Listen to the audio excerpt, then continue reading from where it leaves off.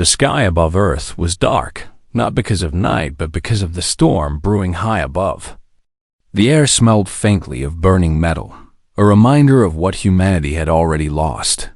For decades, people on Earth had worked hard to rebuild after centuries of environmental collapse.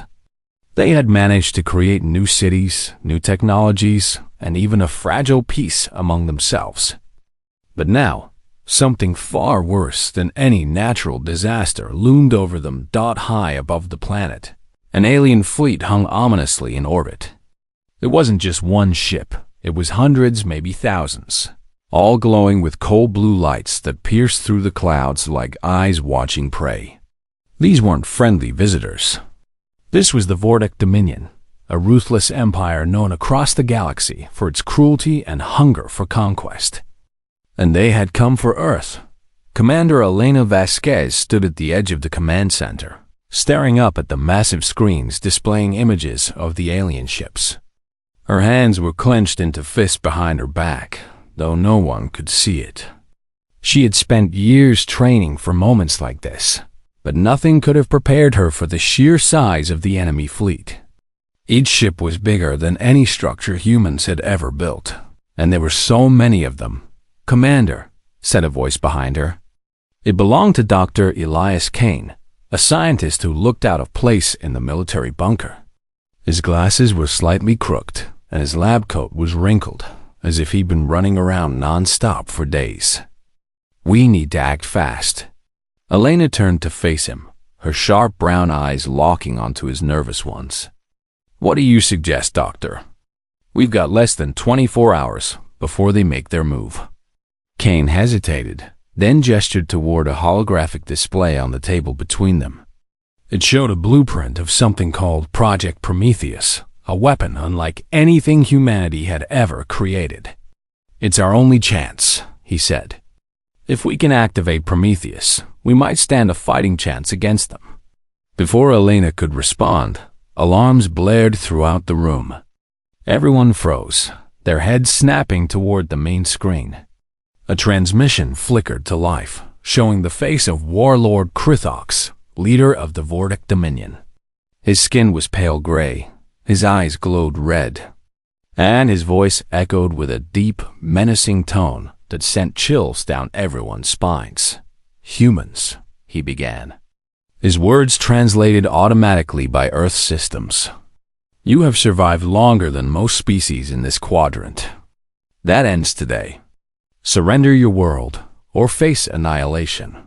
The message repeated itself over and over until Elena finally raised her hand to cut the audio. Silence fell over the room, broken only by the sound of heavy breathing. No one spoke. No one dared to. Finally, Captain Jacques Rourke stepped forward. He was tall and muscular, with a cocky grin that somehow never seemed out of place, even in moments like this. "So, what's the plan, Commander? Are we rolling over, or are we giving these bastards hell?" Elena didn't answer right away. Instead, she walked over to the map of Earth projected onto another screen. Cities blinked in red where the Vortag had already begun probing attacks, testing Earth's defenses, weakening key points. It was clear they weren't planning to negotiate. They wanted domination, plain and simple. "We fight," Elena said firmly, turning back to face her team. "We've spent too long picking ourselves up from the ashes to let some alien tyrant take everything away. If they want Earth, they'll have to burn it out of our hands." Her words sparked a fire in the room. Soldiers straightened their backs, technicians typed faster on their keyboards, and even Kane seemed more determined than before. But deep down, everyone knew how dire the situation was. The Vortic were advanced beyond anything humanity had faced before. Their ships were faster, stronger, and deadlier. Even Earth's best fighters wouldn't last long against such overwhelming odds as the hours ticked by. Preparations intensified. Elena worked tirelessly to coordinate Earth's defenses, calling upon every available resource. Fighter jets were scrambled, ground troops were mobilized, and civilians were evacuated from major cities. Meanwhile, Kane and his team raced against time to finish Project Prometheus. Without it, humanity's chances of survival were slim to none. But the Vortic weren't waiting patiently. Small scout ships descended from the fleet, targeting orbital stations and communication hubs. Explosions lit up the night sky as satellites burned and crashed back to Earth. Panic spread quickly among the population, fueled by news reports and social media posts showing the destruction unfolding above Dot in the midst of the chaos. Captain Rourke led his squadron on a daring mission to intercept one of the scout ships. Flying sleek experimental fighters, they dodged plasma blasts and retaliated with everything they had. It was a small victory. They managed to destroy the scout, but it came at a cost. 2 pilots didn't return, their names added to the growing list of casualties. Back at the command center, Elena received updates from every corner of the globe. Some regions were holding steady, while others were collapsing under the pressure. She felt the weight of responsibility pressing down on her shoulders, but she refused to give in to despair. Humanity had faced extinction once before, during a previous alien invasion centuries ago. Back then, they had barely survived. This time, she vowed, things would be different by dawn. The reality of the situation became painfully clear. The Vortic weren't just testing Earth's defenses. They were systematically dismantling them. Every base attacked, every satellite destroyed, brought humanity closer to defeat. Yet despite the odds, hope remained alive. It flickered in the eyes of soldiers preparing for battle, in the determination of scientists working around the clock, and in the hearts of ordinary citizens refusing to give up Dot as the sun rose over a scarred and battered planet. Elena stood once again in the command center, gazing up at the alien fleet. She knew the coming days would be the hardest humanity had ever faced. But she also knew one thing for certain. If the Vortic thought they could crush the human spirit, they were about to learn just how wrong they were. The sun had barely risen when Commander Elena Vasquez stepped into the command center. The room buzzed with activity. Soldiers shouted orders. Technicians tapped furiously on their keyboards, and holographic maps flickered with updates from across the globe. Earth was preparing for war, but the tension in the air felt heavier than ever. Everyone knew the Vortic weren't going to wait much longer. Their fleet still loomed above the planet like a shadow, growing darker with each passing hour. Elena moved quickly, checking reports and issuing commands. She spoke with urgency, her voice steady but firm. "We need more fighters in Sector 7, she said to one officer. "And tell the engineers to reinforce the defense grid around New Shanghai. We can't let them take another city." Her words were met with nods and quick responses. People trusted her. They had no choice. If anyone could lead humanity through this nightmare, it was Elena Vasquez. But even she couldn't hide the worry etched onto her face. The Vortic had already proven they were ruthless. Cities burned, satellites fell, and thousands of lives were lost in the first wave of attacks. And that was just the beginning. Dr. Elias Kane sat hunched over his desk in a corner of the room, surrounded by wires, tools, and glowing screens. His hands trembled as he worked on Project Prometheus, the weapon humanity was counting on to turn the tide. It wasn't ready, yet not fully, but time was running out. Every second counted. He glanced up occasionally, watching Elena move between stations, her presence commanding respect. She reminded him why he kept pushing forward, even when failure seemed inevitable. "Doctor!" A young technician rushed over, holding a tablet. "We've got a problem with the power core. It's overheating again." Kane sighed, rubbing his temples. I know. Just give me a minute." He turned back to the machine in front of him, muttering under his breath. "Come on, work." Meanwhile, Captain Jax Rourke stood outside the command center, leaning against the wall and staring at the sky. His squadron had returned from their mission hours ago, but he couldn't shake the feeling of emptiness inside him.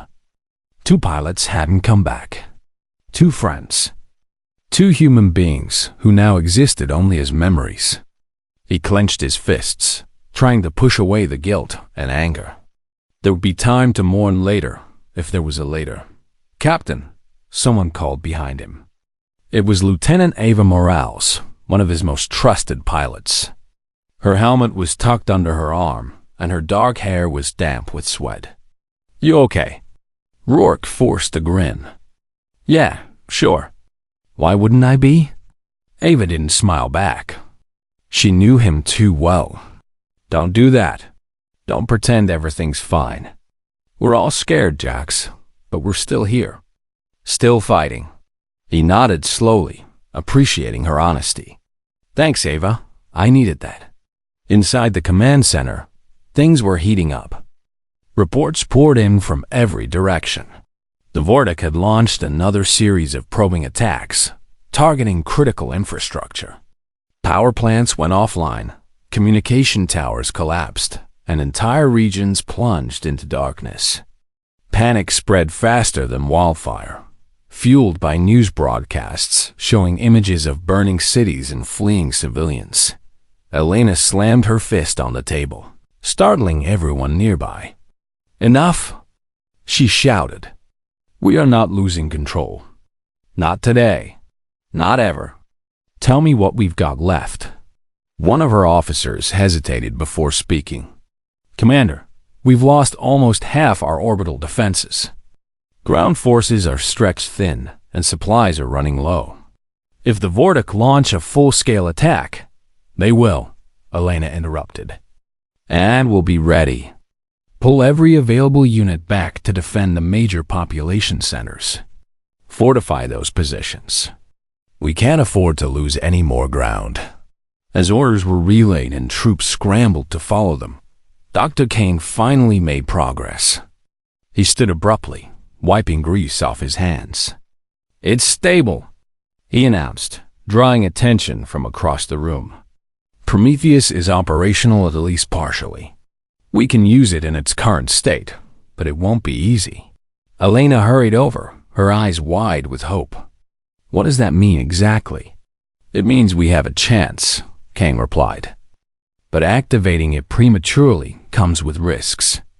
The energy output could destabilize the surrounding area. Worse, if the Vortic detected, they'll target us immediately." "We don't have a choice," Elena said firmly. "Get it ready. We'll figure out the rest on the fly." While preparations continued, chaos erupted elsewhere. Civilians flooded the streets, desperate to escape the advancing alien threat. In some places, riots broke out as people fought over limited resources. Others banded together, forming makeshift militias to protect their homes. Humanity's resilience shone brightly amid the destruction, but it wasn't enough to stop the Vortic. Late that night, Captain Rourke led his squadron on another mission. This time, their goal was to disable a massive Vortic drone hovering over Europe. The plan was risky, a suicide run disguised as a retreat, but it was the only way to get close enough to strike. "Stay sharp, everyone," Rourke said over the comms as they approached the target. "Once we're in range, hit it hard and fast. Don't stop until it's down." The battle was intense. Plasma bolts streaked through the sky, lighting up the darkness like fireworks. Fighters screamed as they dodged enemy fire, weaving through explosions and debris. For a moment, it seemed impossible. The drone was heavily armored and nearly indestructible. But then, something incredible happened. Ava spotted a weak point assay's small panel on the underside of the drone and relayed the information to the team. "There! Aim for that spot." With precision and teamwork, they unleashed everything they had. Missiles struck true, tearing through the panel and causing a chain reaction that engulfed the drone in flames. Cheers erupted over the comms as the wreckage plummeted toward the ground. But victory came at a cost. One of the fighters was hit during the final assault, spinning out of control before disappearing into the horizon. Rourke clenched his jaw, forcing himself to focus. Good job, everyone. Let's head home. Back at the command center, Elena watched the footage of the successful mission with a mixture of pride and sorrow. Progress was being made, but the price was far too high. Lives were being lost every hour, every minute. How much longer could humanity hold on? Just then, Dr. Kane approached her, his expression grim. "Commander, we've detected increased activity from the Vortic fleet. They're mobilizing. Whatever they're planning, it's happening soon." Elena took a deep breath, steeling herself for what lay ahead. "Then we'd better be ready. Gather, everyone. It's time to make our stand." As dawn broke over a battered and bruised Earth, humanity prepared for the fight of their lives. Soldiers checked their weapons, engineers fortified defenses, and civilians prayed for salvation. The Vortic thought they could crush humanity, but they underestimated one thing: the unbreakable spirit of a species that refused to give up. Deep in the heart of the command center, Project Prometheus hummed softly, waiting to unleash its devastating power. It was a symbol of hope, a reminder that even in the darkest moments, humanity could rise above the odds. And rise they would. The sky above Earth was no longer blue. It had turned a sickly shade of orange, lit up by the fires of burning cities and streaked with trails of smoke from countless explosions. The Vortic fleet moved closer, their ships blotting out the sun as they prepared for their final assault. Humanity's time was running out. Commander Elena Vasquez stood at the edge of the command center, her eyes scanning the chaos unfolding on the screens before her. Reports poured in from all corners of the globe's cities falling, defenses crumbling, and civilians fleeing in terror. The Vortic weren't holding back anymore. Their full-scale attack had begun. "Commander," an officer shouted, pointing to one of the monitors. A massive dreadnought, larger than any ship humanity had ever seen, descended toward North America. Its weapons glowed ominously, ready to unleash destruction on a scale never witnessed before. Elena's jaw tightened. Divert every available fighter to intercept that thing. We can't let it reach the surface. Captain Jax Rourke heard the order through his earpiece as he suited up for another mission. His squadron had barely returned from their last battle, but there was no time to rest. The Vortic were relentless, and humanity couldn't afford to lose momentum now. "All right, listen up," Rourke said, addressing his pilots. "This is going to be ugly. That dreadnought is loaded with weapons, and it's got shields stronger than anything we've faced. But we've got something they don't expect: guts. Stick together, hit hard, and don't stop until it's down." The pilots nodded, their faces pale but determined. They knew the odds were against them, but none of them hesitated. As they climbed into their fighters, engines roared to life, and the squadron launched into the sky. Meanwhile, Dr. Elias Kane worked feverishly to stabilize Project Prometheus. The weapon was operational, but only partially. Activating it too soon could destabilize the entire region, potentially killing thousands of humans along with the Vortic. Yet waiting too long might mean losing the war altogether. "Doctor, we need that thing ready," Elena said, stepping into the lab. Her voice was calm, but her eyes betrayed her urgency. "I'm doing everything I can," Kane replied, his hands trembling as he adjusted wires and circuits. "But if we use it now, the backlash could—" "I know the risks," Elena interrupted. "But if we don't act soon, there won't be anyone left to save. Do whatever it takes." Kane swallowed hard and nodded. He didn't like it, but he understood. This wasn't just about science anymore. It was about survival. Back in the skies, Captain Rourke led his squadron toward the dreadnought. The alien ship loomed ahead, its surface bristling with cannons and turrets. Plasma bolts streaked through the air as the Vortic opened fire, forcing the human fighters to dodge and weave in a deadly dance. "Stay close," Rourke shouted over the comms. "We've got one shot at this." The fighters regrouped, forming a tight formation as they approached the dreadnought. Missiles flew from their wings, striking the ship's shields and causing ripples of energy to spread across its surface. For a moment, it seemed impossible to penetrate. Then, Lieutenant Ava Morales spotted a weak point, a small gap in the shielding near the ship's rear thrusters. "There!" she yelled. "Focus your fire on that spot." The squadron followed her lead, unleashing everything they had. Explosions rocked the dreadnought as its shields faltered, exposing its vulnerable hull. With one final push, the fighters unleashed a barrage of missiles, tearing through the armor and igniting a chain reaction inside the ship. The dreadnought erupted in a blinding flash of light, sending shockwaves rippling through the atmosphere. Debris rained down, and cheers erupted over the comms.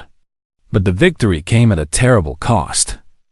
2 fighters had been destroyed during the attack, their pilots lost forever. Rourke clenched his teeth, forcing himself to stay focused. There was no time to mourn. The Vortic fleet was still advancing, and Earth's defenses were crumbling faster than ever.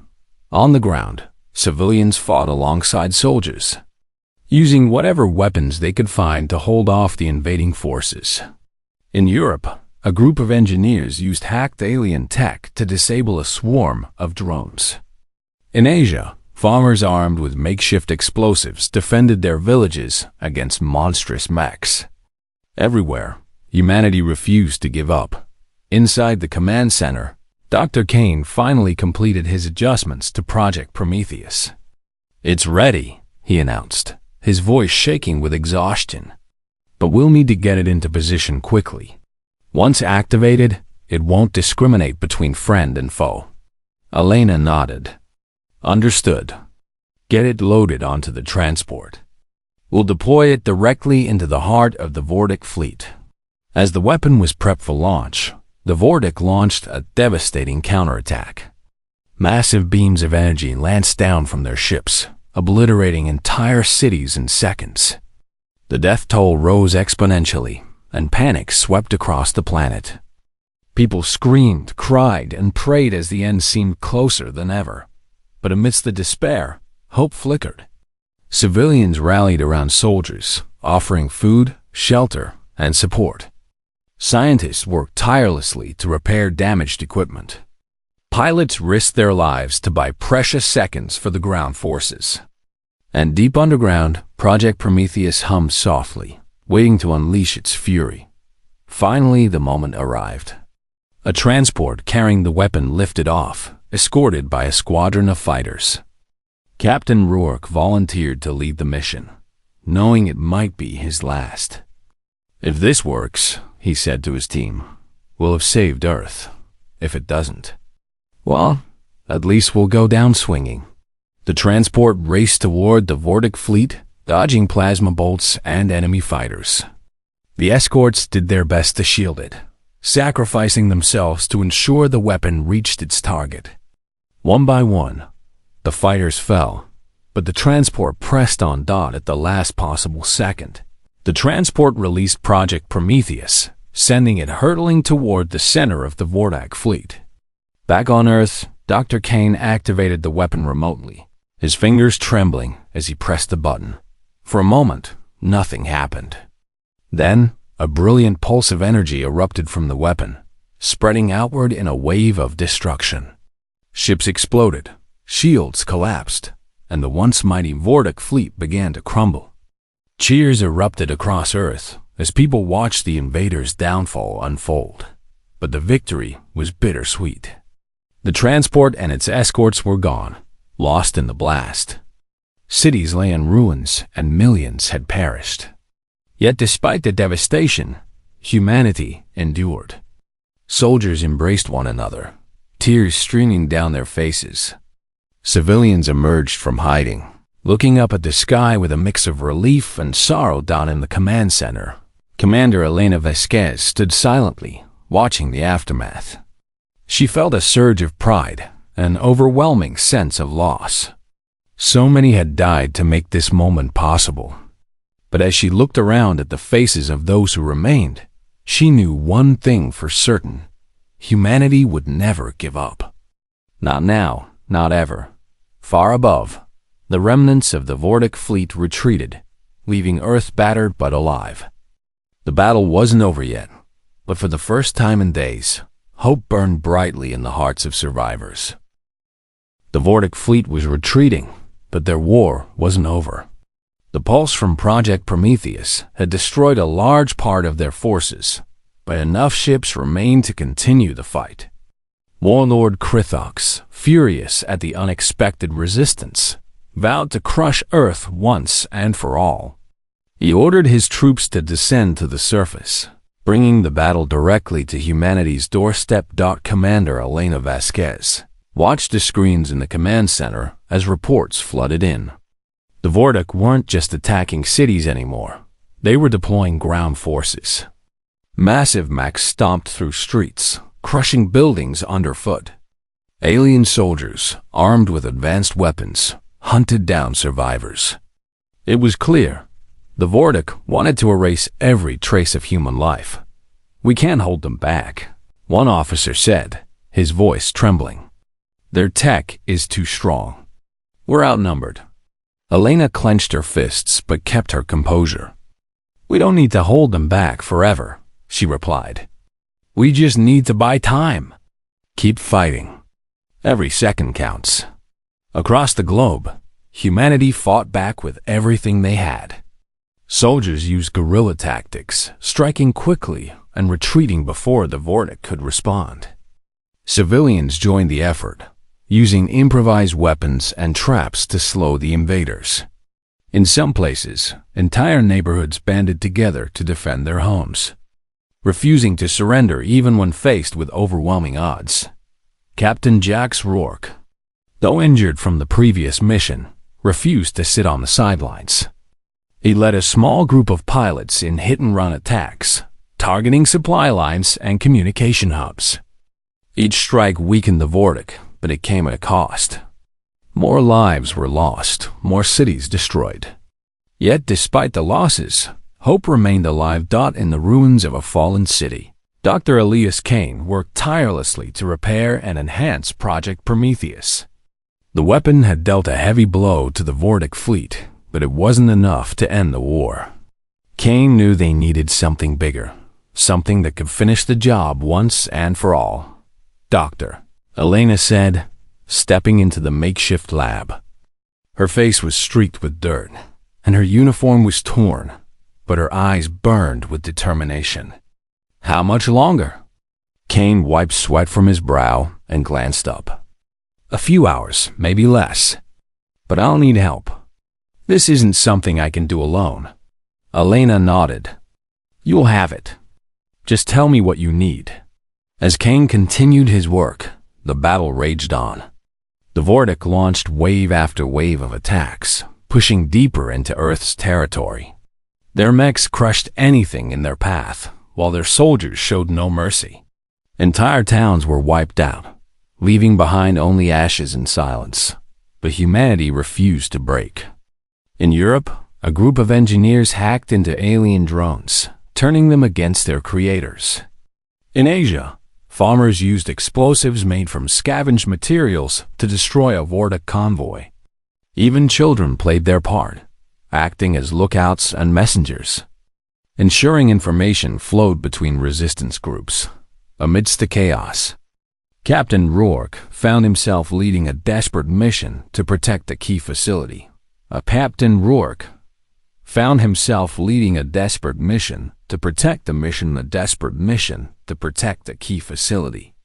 Captain Rourke found himself leading a power plant supplying energy to the region. If the Vortic took it, they'd gain a significant advantage. Rourke's team dug in, setting up defenses around the perimeter. "This is it," he told his squad. "If we lose this place, we're done. So stay sharp and don't let them get past us." The battle was brutal.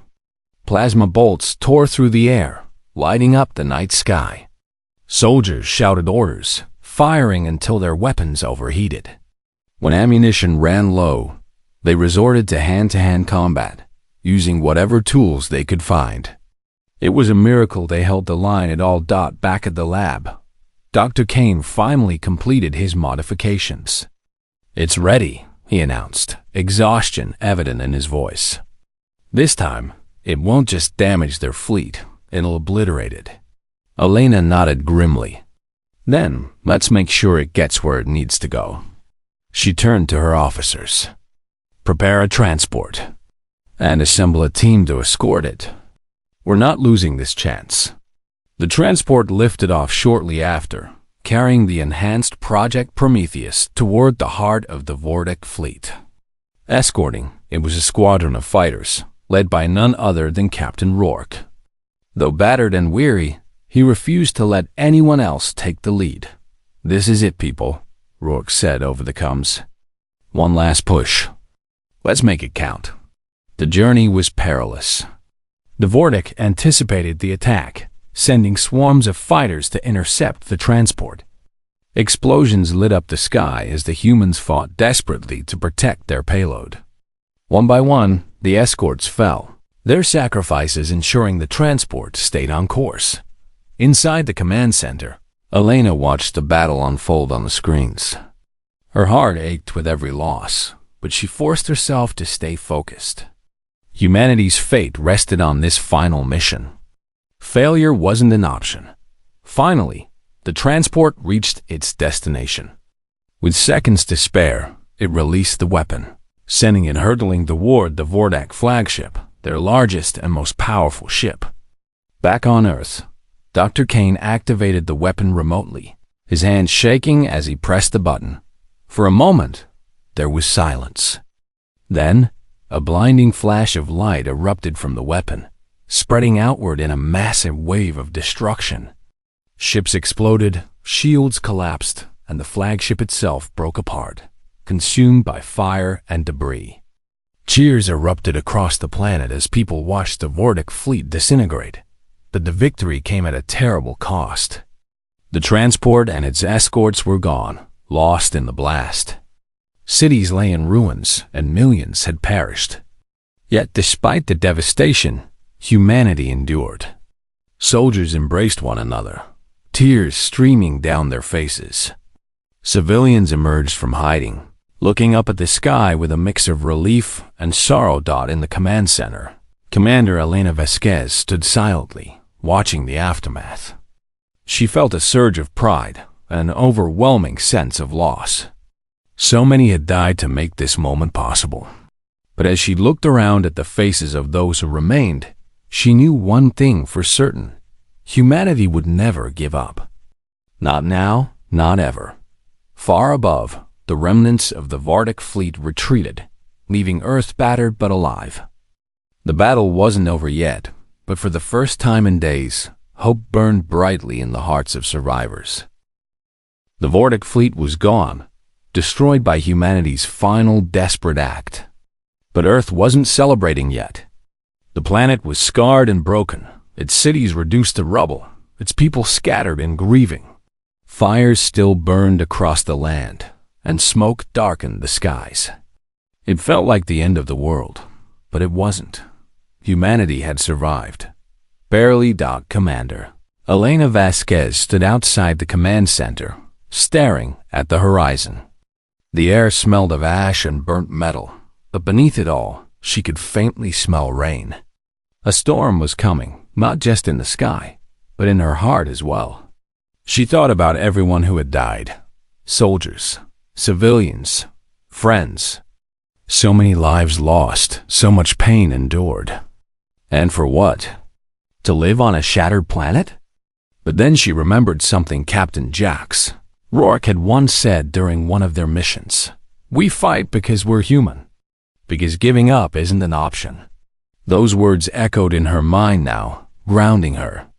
No matter how hard things got, humanity would always find a way to rise again. Inside the command center, Dr. Elias Kane sat slumped over his desk, exhausted but alive. His glasses were askew, and his lab coat was stained with grease and sweat. He had given everything to make Project Prometheus work, and it had paid off. But the cost weighed heavily on him. Every explosion, every life lost, it all felt personal, as if he'd pulled the trigger himself.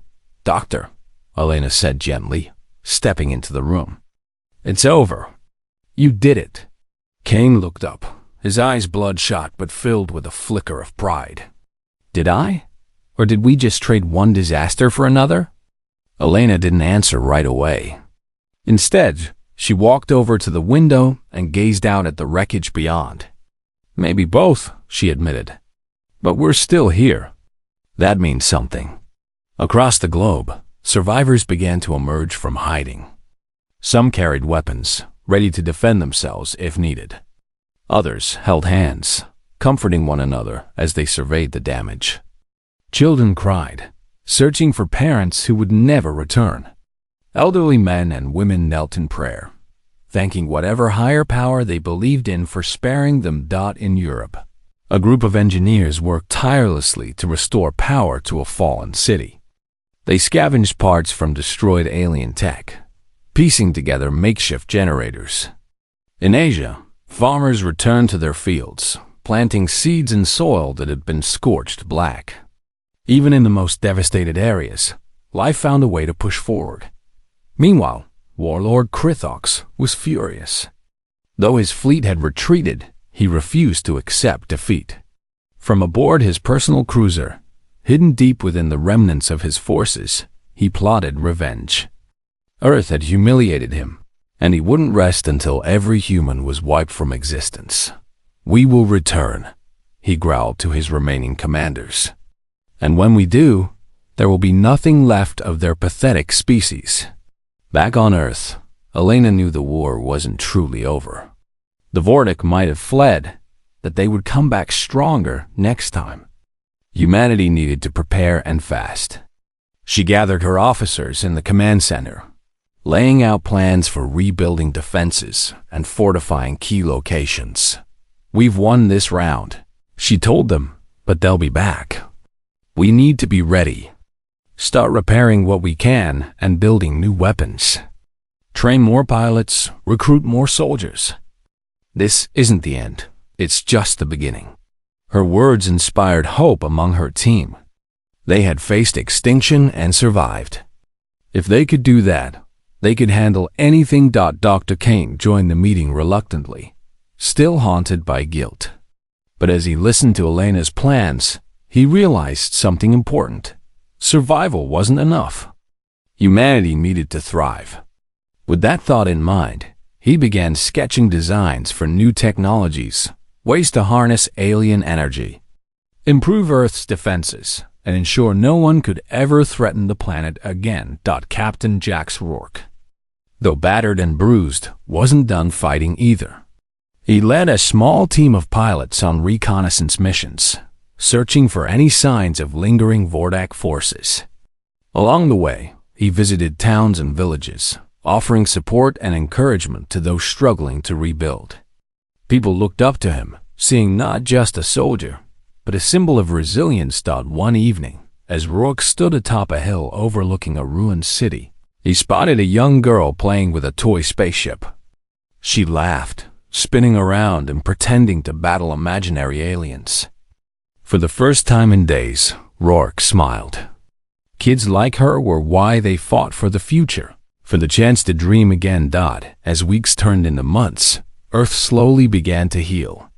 New buildings rose from the ashes, powered by hybrid technology cobbled together from human ingenuity and alien scraps. Farmers replanted crops, scientists developed cleaner energy sources, and artists painted murals on walls once covered in soot. Life wasn't perfect, but it was moving forward. In the command center, Elena received reports of progress from every corner of the globe. Cities were being rebuilt, alliances were forming between nations, and morale was improving. People weren't just surviving, they were thriving.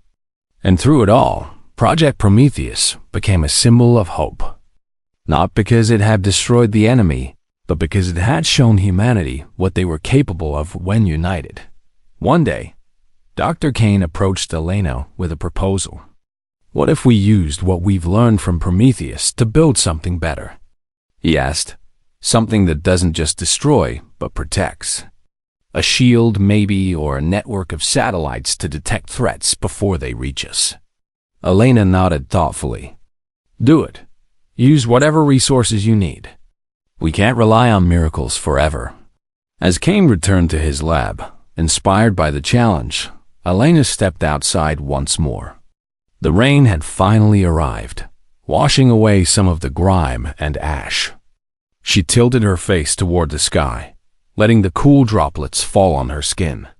For the first time in months, she allowed herself to feel a glimmer of peace. Humanity had faced its darkest hour and emerged victorious. They had proven that even against overwhelming odds, they could stand tall. The scars would remain on the planet, on its people, on history itself, but so would the lessons learned. Strength wasn't measured by weapons or shields. It was measured by the courage to keep going, no matter what got far above in the depths of space. The Vortic plotted their return. But for now, Earth was safe. Its people had earned a moment to breathe, to heal, to dream of brighter days ahead. And somewhere, in the heart of humanity's spirit, a quiet promise lingered. If the Vortic came back, they would find the world ready to fight, not out of fear, but out of love for the fragile, beautiful thing called life.